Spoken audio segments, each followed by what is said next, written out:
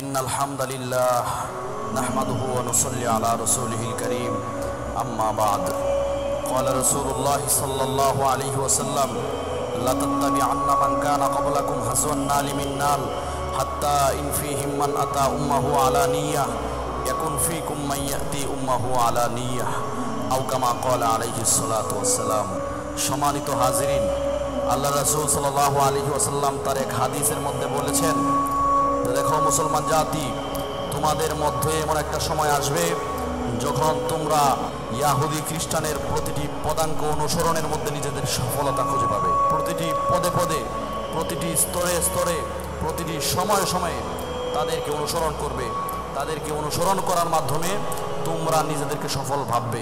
এমনকি হাত্তা ইনফি হিম্মান আতা উম্মাহু আলা নিয়্যাহ, কোনো ইহুদি ব্যক্তি যদি তার মায়ের সঙ্গে জেনা করে, তার আপন মায়ের সঙ্গে বেবিচারে লিপ্ত হয়, তাহলে ইয়াকুন ফীকুম মান ইয়াতি উম্মাহু আলা নিয়্যাহ, তাহলে তোমরাও এটাকে স্টাইল মনে করে, এটাকে আর্ট মনে করে, এটাকে আধুনিকতার ছোঁয়া মনে করে তোমরা নিজেদের মায়েদের সঙ্গে পর্যন্ত জিনা করতে দ্বিধাবোধ করবে না। নাউজুবিল্লাহ।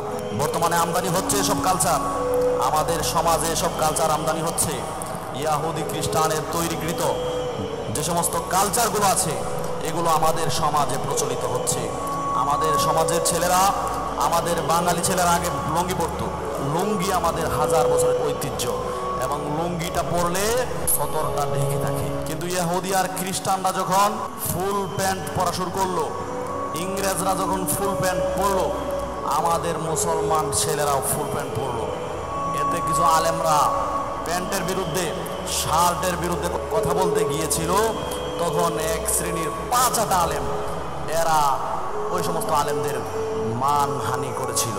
কিন্তু এখন সমাজে কি হচ্ছে, আজকে ইয়াহুদি খ্রিস্টানরা যখন ফুল প্যান্ট ছেড়ে তারা শর্ট প্যান্ট পরতে শুরু করলো, আমাদের মুসলমান ছেলেরাও এখন শর্ট প্যান্ট পরে।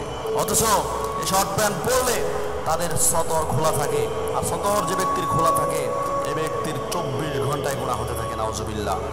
এই হলো ইহুদি আর খ্রিস্টানের কালচার আমাদের সমাজে এভাবে আমদানি হচ্ছে। আমাদের সমাজে আমদানি হচ্ছে ইয়াহুদি খ্রিস্টানের তৈরিকৃত সমকামিতা। এই সমকামিতা আমাদের বাংলাদেশে ছিল না, উপমহাদেশ ভারতেও ছিল না।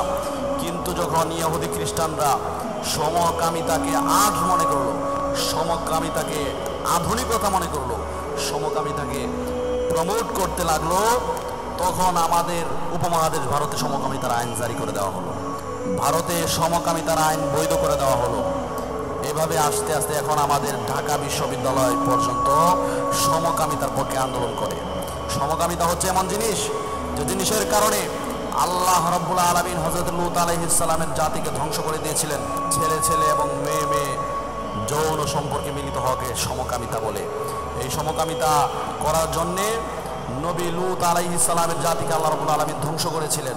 ইহুদি এবং খ্রিস্টানদের মাধ্যমে আমাদের দেশে সমকামিতা আমদানি হয়ে আমাদের দেশটাকে ধ্বংস করার দ্বার প্রান্তে নিয়ে দাঁড় করিয়েছে। তার মানে রাসূল সাল্লাল্লাহু আলাইহি সাল্লাম বলেছিলেন, ইয়াহুদি এবং খ্রিস্টানরা যেগুলোকে আর্ট মনে করবে, ডিজাইন মনে করবে, তোমরা ওইগুলোকে ডিজাইন মনে করবে।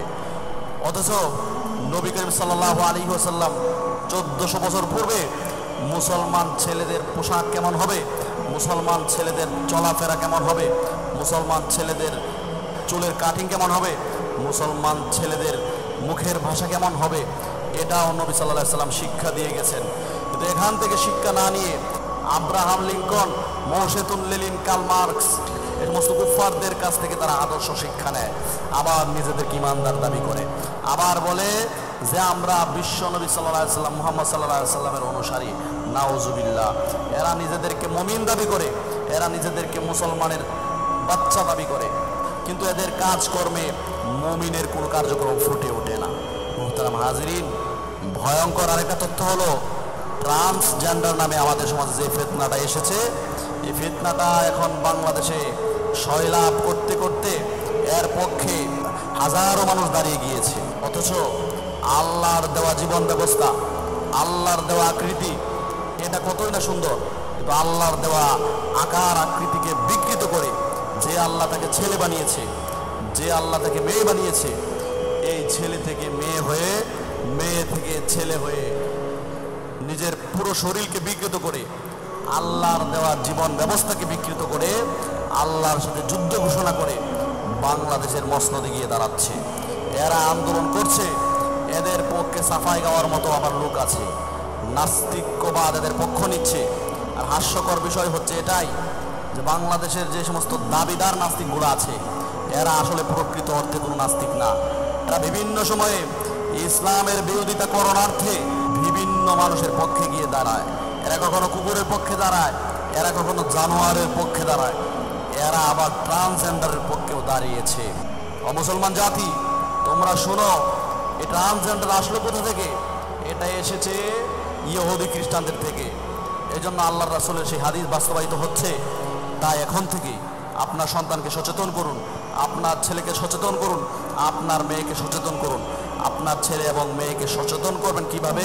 তাদেরকে দ্বীনি শিক্ষা দিন, তাদের মধ্যে দ্বীনের আলো ছড়িয়ে দিন। আল্লাহ রাব্বুল আলামিন আমাদেরকে এই সমস্ত ফিতনা থেকে বেঁচে থাকার তৌফিক দান করুক। ওয়া আখিরু দাওয়ানা আলহামদুলিল্লাহি রাব্বিল আলামিন।